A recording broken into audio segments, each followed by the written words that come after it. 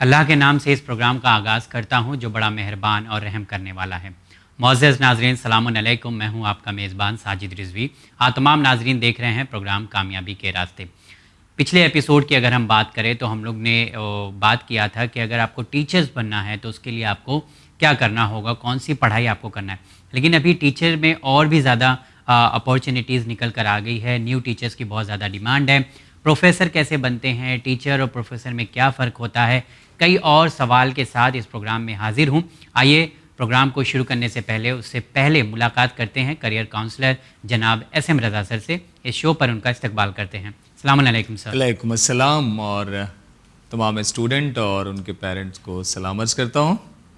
Welcome है आपका इस शो पे और पिछले प्रोग्राम से कंटिन्यूएशन में जी कि टीचर अगर आपको बनना है तो क्या क्या करना चाहिए, और टीचर में नर्सरी टीचर अगर आपको बनना है तो क्या करना है, प्राइमरी स्कूल में पढ़ाना है तो आपके पास क्या क्वालिफ़िकेशन होनी चाहिए, हाई स्कूल के बच्चों को पढ़ाना है यानी 12th तक के बच्चों को पढ़ाना है तो आपके पास क्या क्वालिफ़िकेशन होनी चाहिए, कैसे आप जाएं, और अगर आपको कॉलेज के बच्चों को पढ़ाना है तो क्या करना है, तो आपके पास बेसिक क्या क्या क्वालिफ़िकेशन होनी चाहिए, कैसे आप वहाँ पहुँच सकते हैं। ओके।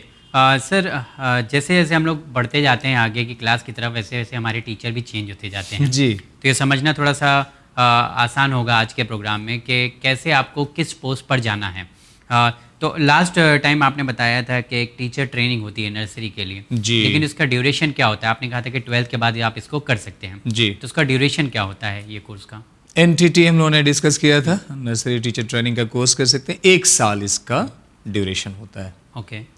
और इसकी फ़ीस काफ़ी नॉमिनल होती है। अगर आप गवर्नमेंट इंस्टीट्यूशन से करेंगे तो 5 से 10 हज़ार 1 साल की फ़ीस होती है, तो कोई बहुत ज़्यादा फ़ीस नहीं है। तो 1 साल का कोर्स ये है। 12th आप किसी भी स्ट्रीम से हो, साइंस कॉमर्स आर्ट्स किसी भी स्ट्रीम से हो, आप NTT का कोर्स करके एक बेहतरीन नर्सरी टीचर बन सकते हैं और किसी अच्छे स्कूल में अपने आप को आप अपॉइंट भी करा सकते हैं। अच्छा, इसमें एक चीज़ और है कि टीचर एक ऐसा प्रोफेशन है जो बाद में भी आप ज्वाइन कर सकते हैं। जी फॉर एग्जांपल, अगर मैंने 10th और 12th 2012 और 16 में किया था, अगर अब मुझे करियर बनाना है अपना टीचिंग फील्ड में, तो उसके लिए कोई एफिडेविट की ज़रूरत है कि नहीं है? देखिए, इस तरह के कोर्स आप कभी भी शुरू कर सकते हैं, कभी भी कर सकते हैं। हाँ, ये ज़रूर है कि कोर्स करने के बाद जब आप सरकारी नौकरी के लिए जब आप अप्लाई करते हैं तो वहाँ पे एज लिमिट होती है। अच्छा, वहाँ पे एज लिमिट प्राइवेट के लिए नहीं है? प्राइवेट के लिए कम होती है, किसी किसी जगह पे रखते हैं, अदरवाइज जनरली होता नहीं है। लेकिन जब गवर्नमेंट सेक्टर में अगर आपको, जैसे केंद्रीय विद्यालय संगठन के बारे में आपने बात किया, नवोदय विद्यालय के बारे में आप बात करें, या इस तरह के जितने भी स्टेट गवर्नमेंट के जो स्कूल्स हैं, वहाँ पर जिस तरह से पहली क्लास में एडमिशन के लिए एज क्राइटेरिया है, तो वहाँ पर भी एज क्राइटेरिया है कि मिनिमम एज आपकी ये और मैक्सिमम ये होनी चाहिए।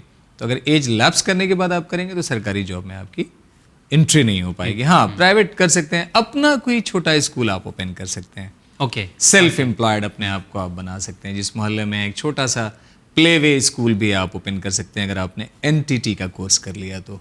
ओके जी, तो ये कोर्स के बाद हमें इजाज़त होती है कि हम नर्सरी वगैरह चालू कर चला सकते हैं। चला जी, सकते जी, हैं। जी, जी, ओके। अच्छा, इसमें एक और चीज़ मैं ये जानना चाहूँगा कि चलिए नर्सरी की बात हो गई है, लेकिन कोई ऐसा एग्ज़ाम आप बताइए, जैसे हम लोग नेशनल लेवल का एग्ज़ाम सोचें कि बड़े बड़े ही पोस्ट पर हमें जाना है, तो नेशनल लेवल के एग्ज़ाम की बात करें तो कौन सा ऐसा एग्ज़ाम है जो टीचर्स को तैयारी करना होगा इसके लिए?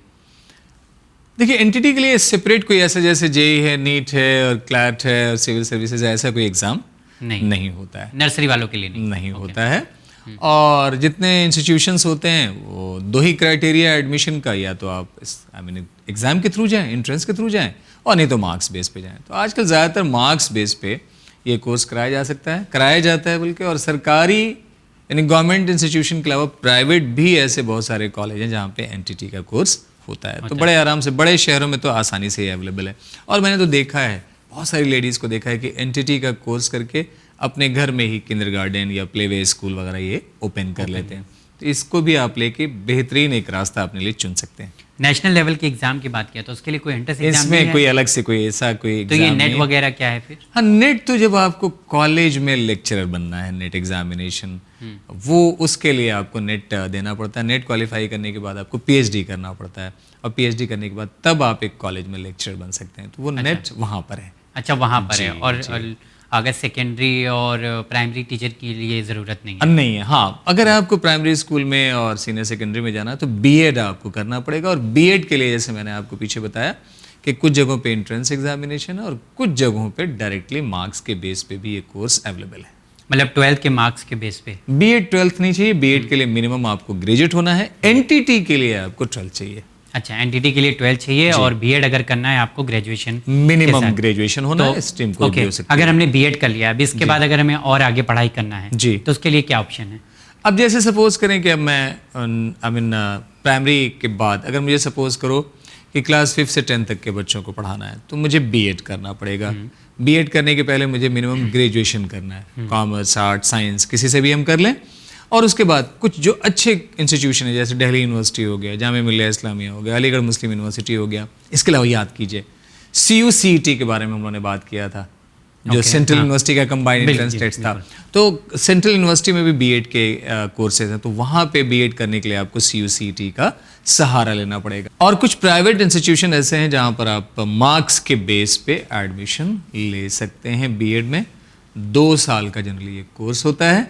इस कोर्स को करने के बाद आप फिर एक एग्जामिनेशन जो एबिलिटी टेस्ट होता है, टेट के बारे में हमने बताया था, teacher ability test, B Ed qualify करने के बाद आपको देना है और उसके स्कोर के बेस पे जहाँ जहाँ वैकेंसीज निकलेगी आप उसको अप्लाई करेंगे और टॉप रैंक से बच्चों को अपॉइंट किया जाता है और उसके अकॉर्डिंग प्लेसमेंट आपकी होती है। ओके, जो स्टेट में टीचर का अपॉइंटमेंट होता है उसके लिए भी कोई अलग से एग्जामिनेशन होता है? या जैसे मैंने बताया ना कि अब सीटेट क्या है, ये सेंट्रल बेस्ड पे है। अब आ जाए जैसे आप स्टेट गवर्नमेंट की बात करते हैं तो जो स्टेट में जो स्कूल होते हैं उसमें कुछ स्कूल ऐसे होते हैं जिसमें सिर्फ 10th तक की पढ़ाई होती है और कुछ स्कूल ऐसे होते हैं जहाँ पे 11-12 भी 10th के साथ होती है, तो सीनियर सेकेंडरी भी वहाँ पे होता है।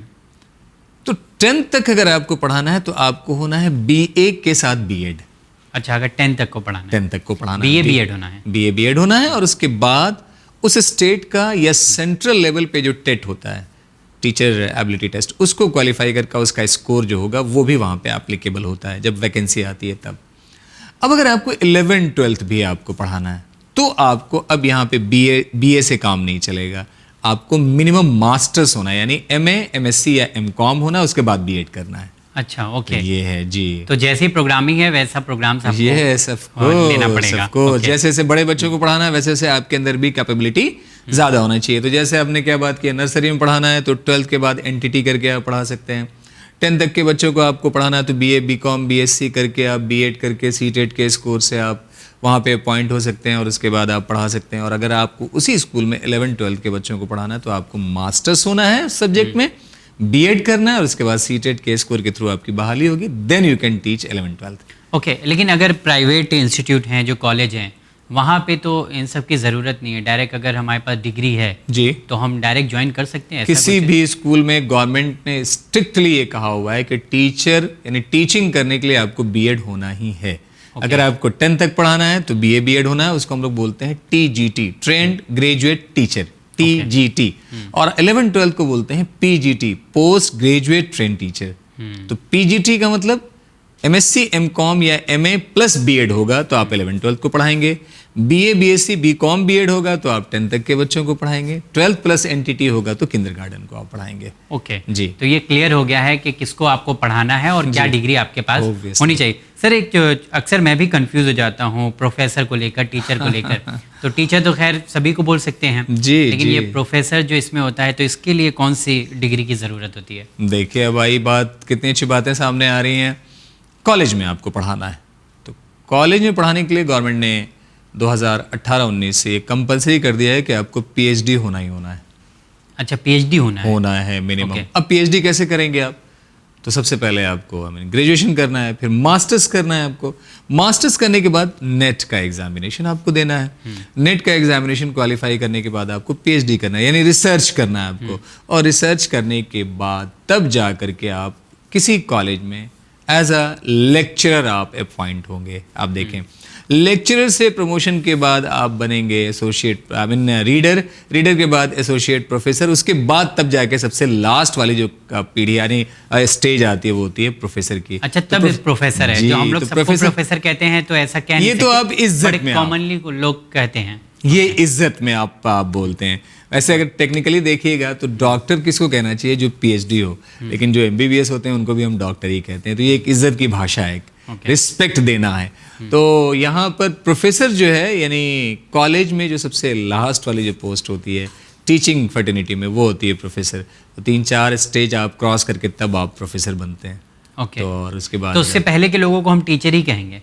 टीचर आप लेक्चरर बोल सकते हैं। लेक्चरर बोल सकते या लेक्चरर से आपने स्टार्ट किया, उसके बाद आप रीडर आप बनते हैं, रीडर के बाद तब आपका प्रोफेसर का रैंक आता है। तो प्रोफेसर अपना एक सबसे लास्ट वाला एक मामला आप मान लें।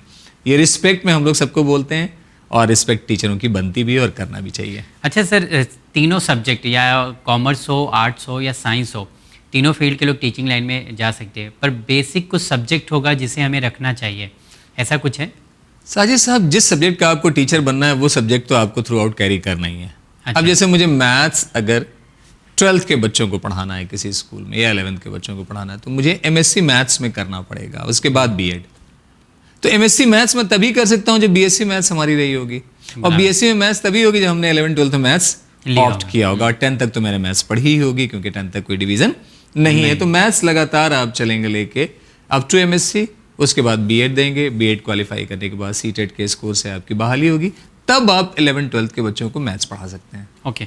अच्छा, B.Ed वगैरह करने के लिए कोर्सेज के ड्यूरेशन तो आपने बताया 2 साल हैं तकरीबन, जी। लेकिन इसके लिए फीस वगैरह होगी कुछ? सर फीस तो इतनी नॉमिनल है। मैं तो देखता हूँ जामिया मिलिया अलीगढ़ मुस्लिम यूनिवर्सिटी ज़्यादा, मैं बोलता हूँ 5,000, 7,000, 10,000 पर एनम की फ़ीस आती है। तो गवर्नमेंट कॉलेज की फ़ीस इसमें ज़्यादा नहीं होती है।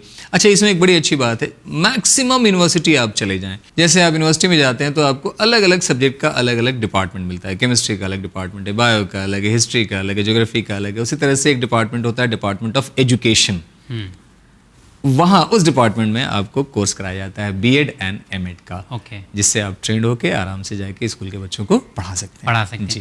अच्छा, पैकेज क्या होता है अगर एक टीचर बन जाते हैं? बहुत अच्छा टीचर का टीचिंग टीचर का बहुत अच्छा। गवर्नमेंट स्कूल में आप सोचेंगे 12th के पढ़ाने वाले टीचरों की सैलरी अब लगभग 80,000 से लाख रुपए के आसपास सीनियरिटी के लेवल पे टच करने लगी है।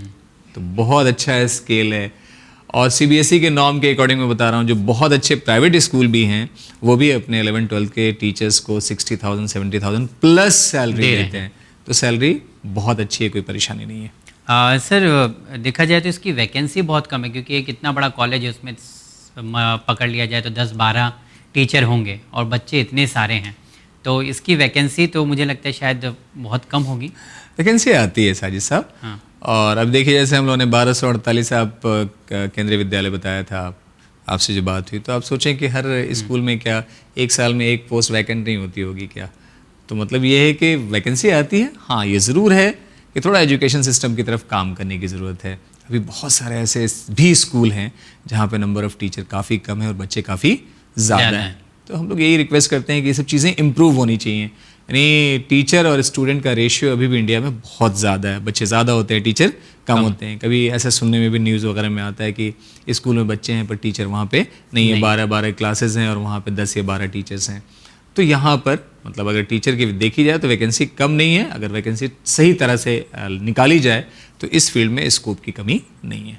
ओके। एक नॉर्मल जो हमारा कोर्स होता है, स्कूलिंग होती है, फिर 11th-12th होता है, फिर ग्रेजुएशन होता है, लेकिन जो मेडिकल फील्ड को पढ़ाते हैं, इंजीनियरिंग फील्ड को पढ़ाते हैं, तो इसके लिए किस तरह के टीचर होते हैं और किसकी ज़रूरत होती है? मतलब दैट्स गुड। देखिए, अब आप कितनी अच्छी टीचिंग में आप ग्रेड बाय ग्रेड कितनी अच्छी बातें कर रहे हैं। आप नर्सरी के लिए अलग हो गया, प्राइमरी के लिए, और सेकेंडरी के लिए अलग, सीनियर सेकेंडरी के लिए अलग हो गया, कॉलेज के लिए अलग, और कॉलेज में अब देखिए आपने हायर जो स्टडीज़ के कॉलेज हैं वहाँ के लिए आपने बात निकाल दी। बेहतरीन आपने सवाल रखा है। सपोज अगर मुझे इंजीनियरिंग कॉलेज में मैकेनिकल इंजीनियर का एक लेक्चरर बनना है, तो अब हमारे पास क्या कैपेबिलिटी होनी चाहिए? तो सबसे पहले मुझे B.Tech इन मैकेनिकल इंजीनियरिंग होना चाहिए, उसके बाद M.Tech होना चाहिए, और फिर हमको PhD भी करना है मैकेनिकल इंजीनियरिंग में, और उसके बाद तब मैं अप्लाई करके मैकेनिकल इंजीनियरिंग के जो बच्चे हैं उनको पढ़ाने के लिए मैं अपॉइंट हो सकता हूँ। तो इसका मतलब इंजीनियरिंग करके भी मैं टीचर बन सकता हूँ। बन सकता हूँ। मतलब ऐसा नहीं है डॉक्टर या एकदम सेम वैसी डॉक्टर की तरफ भी आप ले लें, आपने MD/MS कर लिया या MCH कर लिया या DM कर लिया, और उसके बाद आप रिसर्च करने के बाद आप वहाँ पे एक एसोसिएट प्रोफेसर बन सकते हैं, और वहाँ पे जो बच्चे MBBS कर रहे हैं और या MD जो कर रहे हैं उनको आप पढ़ाएंगे आप। अच्छा सर, अगर मल्टीपल सब्जेक्ट ऑप्ट करना है और मल्टीपल सब्जेक्ट के लिए टीचर बनना है, तो क्या ये पॉसिबल है? सपोज आपने कहा मैथमेटिक्स से अगर आपका होगा तो आप मैथ्स के टीचर बनेंगे, पर अगर हमें मैथ्स का भी बनना है, फिजिक्स का भी बनना है और केमिस्ट्री का भी बनना है, तो क्या हो सकता है? क्योंकि हमारे पास वैरायटी आ जाएगी फिर। छोटी क्लास में तो ऐसा ऑप्शन है, कि साइंस का एक टीचर होता है जो physics chemistry math up to 5th class तक वो पढ़ा लेता है। ईवीएस का जो टीचर होता है वो सारी चीज़ें जो उससे अटैच होती हैं उसको पढ़ाता है। लेकिन जैसे ही आप हाई स्कूल की तरफ जाएंगे, सीनियर सेकेंडरी में जाएंगे, कॉलेज में जाएंगे, वहाँ पे सब्जेक्ट स्पेसिफिक टीचर आपको मिलेगा। यानी मैथ्स का जो टीचर होगा, अगर 11th-12th के मैथ्स के टीचर की आप क्वालिफिकेशन देखेंगे तो उसके पास MSc मैथ्स रही होगी, उसके बाद बीएड किया होगा, सीटेट के स्कोर के थ्रू बहाली हुई होगी, तभी जाकर के वो 11th-12th के बच्चे को मैथ्स पढ़ा सकता है। यानी एक साथ 2-3 सब्जेक्ट आप ऑप्ट हायर क्लासेस के लिए नहीं कर सकते। अच्छा, 2-3 सब ओके सकते। चलिए, ये एक अच्छी बात आपने बताई है कि हर सब्जेक्ट के लिए एक अलग। अच्छा, फैकल्टी किसको, मतलब कोई पर्टिकुलर सब्जेक्ट में उनको ही फैकल्टी बोलते हैं या विजिटिंग फैकल्टी अलग होती है? बात इंशाल्लाह इस पर हम लोग करेंगे। देखिए कितनी अच्छी बात है, आपने कहा प्रोफेसर सबको हम बोल देते हैं, लेकिन प्रोफेसर क्या होता है, उसके डिग्निटी को हमें समझना है। तो जो एजुकेशन फील्ड में लोग होते हैं वो समझते हैं इस वर्ड की कीमत क्या है। तो इंशाल्लाह मैं फिर कभी किसी प्रोग्राम में इसको बहुत मुअद्दबाना लोगों के सामने रखूंगा कि फैकल्टी हम किसे कह सकते हैं, विजिटिंग फैकल्टी क्या होता है, फ्रीलांसिंग क्या होता है। इंशाल्लाह इस पे हम लोग फिर अच्छा, ये तो एक राइट है इंडिया में, अगर मैं फ्रीलांस करना चाहूँ तो कर सकता हूँ? कर सकते हैं, एकदम कर सकते हैं। ये किसी कॉलेज के साथ, इंस्टीट्यूट के साथ यहाँ भी पढ़ा सकते हैं, वहाँ भी पढ़ा सकते हैं। वाई नॉट, जैसे मेडिकल डॉक्टर होते हैं, यहाँ भी प्रैक्टिस कर रहे हैं, वहाँ भी प्रैक्टिस कर रहे हैं। एकदम आप कर सकते हैं। सपोज अगर आप अपने सब्जेक्ट में बहुत टैलेंटेड हैं तो हर आदमी को आपकी ज़रूरत है जी। तो अब आपने ये सोचा है कि नहीं, अगर मैंने एक जगह कहीं पे जॉब लिया तो मैं एक जगह सैचुरेट हो जाऊंगा, तो आपने जॉब नहीं लिया और आप अपनी कैपेसिटी को मार्केट में ला रहे हैं और लोग आपकी कैपेबिलिटी को यूज़ करने की कोशिश कर रहे हैं। तो आपने जो 10 घंटे एक जगह पे देना था, उस 10 घंटे को आपने 5 जगह पे डिस्ट्रीब्यूट कर दिया। तो you can do like that. Okay, teaching एक, जैसा मैंने कहा कि बहुत बड़ी फील्ड है, तो इसमें मतलब सबसे ज़्यादा टफ कौन सी फील्ड है, किस सब्जेक्ट की बहुत ज़्यादा टफ है? सब्जेक्ट क्या होता है साजिद साहब, किसी काम को जब हम नहीं करते तो हमको मुश्किल लगता है। जैसे एक एग्जांपल मैं दे रहा हूँ, हम लोग जब रोड के किनारे चलते हैं तो तमाशा करने वाले कुछ लोग होते हैं। दो बड़े बड़े ऐसे बांस या बम्बू खड़ा कर देते हैं और उस पर एक रस्सी होती है और देखते हैं कि 5 साल की बच्ची उस रस्सी पे चल रही होती है। अब आप सोचिए तो हमारे लिए कितना मुश्किल काम है, लेकिन उसके लिए आसान है, प्रैक्टिस है। तो सब्जेक्ट में क्या होता है कि जनरली जब किसी से पूछेंगे तो मैथ्स बहुत मुश्किल होती है, लेकिन मुझे लगता है कि मैथ्स, अगर आपको ज़िंदगी जीना है तो मैथ्स को समझना पड़ेगा आपको। तो मैथ्स सबसे आसान है, उसमें तो कुछ याद करने की चीज़ ही नहीं है, सब चीज़ आपके सामने विजुलाइज हो रही है। देखिए पढ़ने का तरीका बार बार आप पूछते हैं, हमको क्या, हमारे अंदर कमी क्या होती है कि कभी किसी सब्जेक्ट को हम पढ़ते हैं तो उसको लाइफ में रियलाइज़ करने की कोशिश ही नहीं करते हैं। हमें रियलाइज़ करने की कोशिश करनी चाहिए। वंस जब आप रियलाइज़ करेंगे तो वो चीज़ कभी ज़िंदगी में आप भूलेंगे नहीं, वो हमेशा आपको याद रहेगी। अब जैसे फिजिक्स में पढ़ रहा हूँ, इलेक्ट्रिसिटी पढ़ रहा हूँ और घर में पूरी इलेक्ट्रिसिटी, पूरा रोशनी घर का इलेक्ट्रिसिटी पे डिपेंड है, तो कभी घर को भी इलेक्ट्रिसिटी से समझने की कोशिश कीजिए। जो आप किताब में पढ़ रहे हैं वो घर में अप्लाई कहाँ हो रहा है। तो वंस जब ऐसे हम समझने लगेंगे चीज़ों को तो चीज़ें बहुत आसान दिखने लगेंगी। और देखिए इल्म के बारे में एक और बड़ी अच्छी बात मैं कहना चाह रहा हूँ बच्चों से। मुझे एक बात बताएं साजिद साहब, कोई चीज़ अगर खो गई है तो मिलेगी कैसे? जब उसको हम तलाशने की कोशिश करेंगे। घर से मुझे बाहर जाना है, कार की चाबी कहीं खो गई, तो हम छोड़ दें या उसको तलाशें? जब तक तलाशेंगे नहीं वो चीज़ हमको मिलेगी नहीं। बिल्कुल। इल्म एक खोई हुई दौलत है, उसको तलाशिए, तलाशेंगे तो मिलेगी। ऐसा होगा ही नहीं कि ना मिले। बिल्कुल। हाथ खड़े करने से कोई चीज़ मिलती नहीं है, उसके पीछे लगना पड़ता है। ओके। सर, स्कूल की अगर हम बात करें तो स्कूल के इंस्टीट्यूट या कॉलेज वगैरह की बात करें तो वहाँ पे जैसे कंप्यूटर के टीचर होते हैं, पीटी के टीचर होते हैं, तो ये सब के लिए भी एक अलग से कोर्स करना पड़ता है या हमारे बीएड वगैरह के या एनटीटी का एग्ज़ाम देके हो जाएगा? तो नर्सरी में तो स्पोर्ट्स का कोई मामला है नहीं, स्कूल में आ जाइए। अब आपको फिजिकल एजुकेशन का आपको टीचर बनना है, तो अब आप 12th तक तो आपने फिजिकल एजुकेशन पढ़ा होगा और आप ग्रेजुएशन भी फिजिकल एजुकेशन में कर लें और उसके बाद बीपी एड उसको बोलते हैं, बीएड इन फिजिकल एजुकेशन। देखिए अच्छा, वो एक अलग से है, वो एक अलग से आ गया।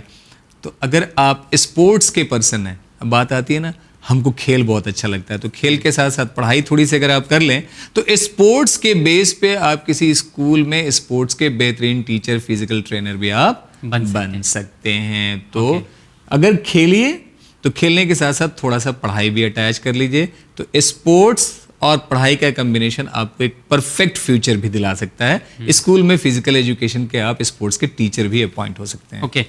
सर, जैसा हर फील्ड में कुछ ना कुछ प्रमोशन होता है ओके अभी आप ये थे तो अभी आप ये हो जाएंगे जी। लेकिन टीचिंग लाइन में ये प्रमोशन जैसा कुछ सिस्टम नजर आता है हाँ एकदम है। जैसे आपने अब स्कूल में आपने ज्वाइन किया है किसी स्कूल में, सपोज अगर हाई स्कूल है आपने ज्वाइन किया, अब जैसे जैसे आप प्रमोट करेंगे तो फाइनली जाके आप स्कूल के हाई स्कूल के प्रिंसिपल भी बनेंगे आप। अच्छा ओके प्रमोशन जी। और जैसे जैसे टाइम आपका बढ़ता जाएगा वैसे वैसे आपका स्केल भी बढ़ता जाता है, सैलरी भी आपकी बढ़ती जाती है, आपका ग्रेड भी बढ़ता जाता है और फाइनली आप एक प्रिंसिपल होके एक स्कूल से रिटायर होते हैं। अच्छा प्रिंसिपल बनने के लिए भी कुछ अलग से क्राइटेरिया है या हमारा ये जो क्वालिफिकेशन है ये इनफ है? ऑब्वियसली ये क्वालिफिकेशन जो आपका बेसिक तो यही चाहिए। अगर आपको हाई स्कूल का प्रिंसिपल बनना है तो ग्रेजुएशन के साथ बीएड आपको चाहिए प्लस आपका एक्सपीरियंस चाहिए।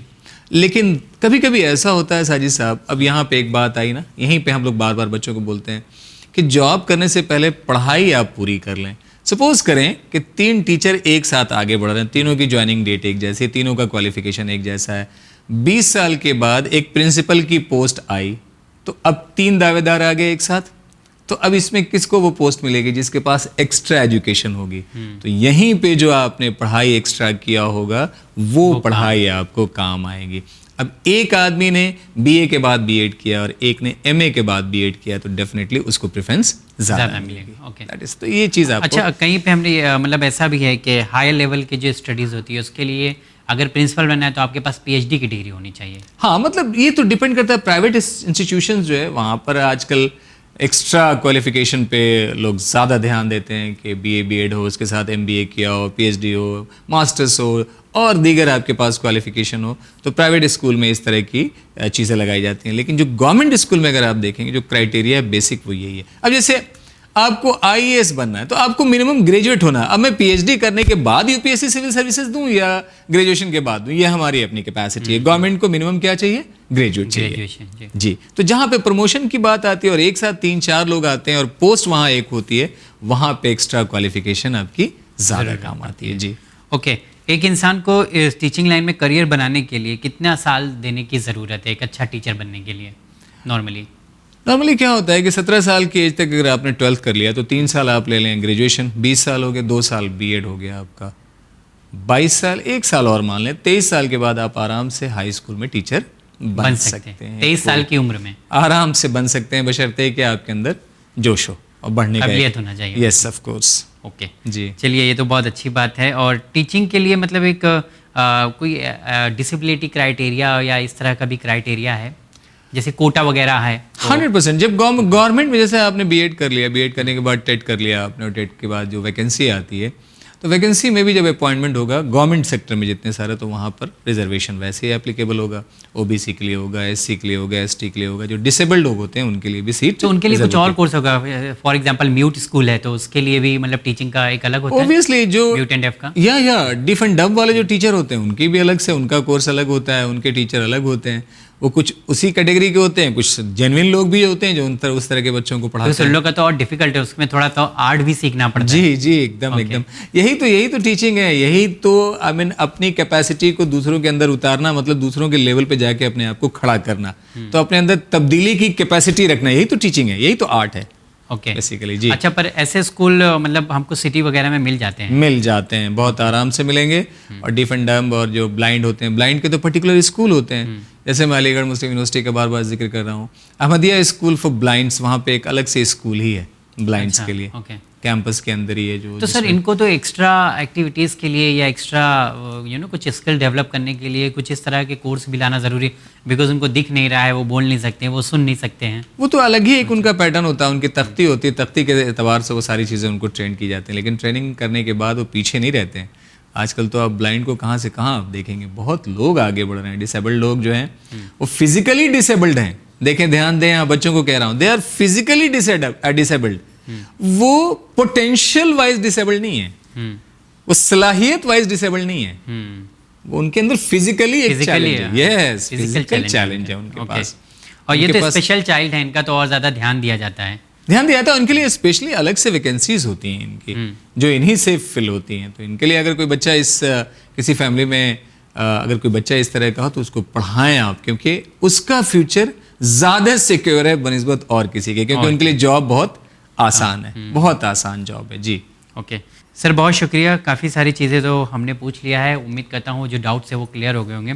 लेकिन एमएड के सिलसिले से क्या कहना चाहेंगे, इसके बारे में थोड़ा सा डिटेल करें। बीएड जो है वो बैचलर इन एजुकेशन, एमएड जो है मास्टर इन एजुकेशन है। तो अब यहाँ बात आई, अब प्रिंसिपल बनना है सपोज कीजिए, तो अब 3 टीचर हैं, 3 में 2 हैं बीए बीएड और एक है बीए बीएड एंड एमएड, तो उसको प्रायोरिटी मिलेगी और उसको प्रिंसिपलशिप की पोस्ट पहले मिलेगी। अब मैं आपको यहाँ से एक बात आपके लिए अटैच कर रहा हूँ, इंजीनियर को कौन पढ़ाएगा, डॉक्टर को कौन पढ़ाएगा? तो जो टीचर ट्रेनिंग का कोर्स कर रहे हैं, बीएड जो कर रहे हैं, उनको कौन पढ़ाएगा? तो एमएड जो लोग होते हैं वो बैचलर ऑफ एजुकेशन के बच्चों को पढ़ाते हैं। तो आप टीचर ट्रेनर बन सकते हैं आप। तो एमएड कर लें, यानी एमएड करने के लिए आपको मास्टर्स बेसिकली होना है, यानी बीएड के बाद ही आप एमएड कर सकते हैं। तो बीएड के बाद आप एमएड करें और एमएड आपको हर जगह पे एज दिलाएगा, चाहे आप प्रमोशन की बात कर लें और फाइनली आप बीएड के कॉलेज में एक बेहतरीन टीचर बन के उन बच्चों को ट्रेन कर सकते हैं जो दूसरों को जाके आगे पढ़ाएंगे। ओके सर, रिसर्चर भी इसी का हिस्सा है टीचिंग प्रोफेशन का या एक अलग से? वो जैसे टीचर मतलब कॉलेज में जो पढ़ा रहा है वो भी एक टीचर है, लेकिन कॉलेज में पढ़ाने के लिए आपको रिसर्च तो पहले करना ही पड़ेगा। PhD basically that is the part of research. तो रिसर्च करके पीएचडी यानी जब आपको असाइंड हो जाएगा तो आप कॉलेज में लेक्चरर बनेंगे और एक बेहतरीन आपके लिए करियर सामने होगा। ओके चलिए, और मेरे ख्याल से टीचर्स के आजकल डिमांड जो है प्राइवेट इंस्टीट्यूट में बहुत ज़्यादा है, बहुत ज़्यादा, और अब तो क्लासेस वगैरह भी इतनी ज़्यादा हैं कि अगर आपको किसी कॉलेज या स्कूल में नहीं मिलता है तो आप जो है ट्यूशन और क्लासेस वगैरह ज्वाइन कर सकते हैं। सेल्फ एम्प्लॉयड हो सकते हैं, अपनी एनर्जी अपने लिए आप यूज़ कर सकते हैं। पढ़ना तो अल्टीमेटली सबको है सर। जी बिल्कुल। अब अच्छे पढ़ाने वालों की अभी भी कमी है, तो एक अच्छा पढ़ाने वाला आप बनिए, आपकी डिमांड हमेशा मार्केट में रहेगी। चलिए सर, बहुत शुक्रिया, आपने काफ़ी इन्फॉर्मेशन हमारे व्यूवर्स तक पहुँचाया है और उम्मीद करता हूँ इसी तरीके से अगले एपिसोड में भी हम लोग पहुँचाएंगे। बस चलते चलते इतना ही कहूँगा, फिर अपनी बात रिपीट करूँगा कि खोया हुआ खजाना इल्म है, इसको ढूंढिए, इसके लिए कदम बढ़ाइए, अपनी आँख ओपन कीजिए, वक्त की अहमियत को समझिए, अपने वालिदैन की कद्र कीजिए, उनके एहसासात की कद्र कीजिए और ध्यान रखिएगा जो कुछ करेंगे अपने लिए करेंगे, जो कुछ बनना बिगड़ना आपका होगा। बिल्कुल, तो अवेयर रहना है हमेशा अपने लिए। चलिए, इतनी ज़बरदस्त तरीके से सर ने वार्निंग दिया है आप लोगों को और अच्छी इन्फॉर्मेशन भी आप तक पहुंचा दिया है। सर इंशाल्लाह अगले एपिसोड में फिर मुलाकात। बहुत बहुत शुक्रिया आपका। तो जी हाँ नाज़रीन, उम्मीद करता हूँ आज के एपिसोड में जो हम लोगों ने डिस्कस किया कि टीचर्स आपको अगर बनना है, टीचर बनना है अगर आपको, तो उसके लिए क्या क्वालिफ़िकेशन की ज़रूरत है, कौन सी क्लास के आप टीचर बनना चाहते हैं, ये भी जानना बहुत ज़रूरी है। उम्मीद करता हूँ जो सारे डाउट से जो सारे सवाल थे उनके जवाब आप तक पहुँच गए होंगे। लेकिन अभी भी अगर कोई सवाल आप करना चाहते हैं तो बिल्कुल आप फ्री हैं, सोचने की ज़रूरत नहीं है। आप व्हाट्सअप कर सकते हैं, नंबर है 9619667578। साथ ही ईमेल भी कर सकते हैं, ईमेल एड्रेस है winislam@gmail.com। इंशाल्लाह अगले एपिसोड में फिर आप तमाम नाजरीन से मुलाकात करेंगे इसी प्रोग्राम में इसी वक्त। दीजिए इजाज़त, हमें हमारी टीम के साथ देखते रहिए चैनल विन। बहुत शुक्रिया।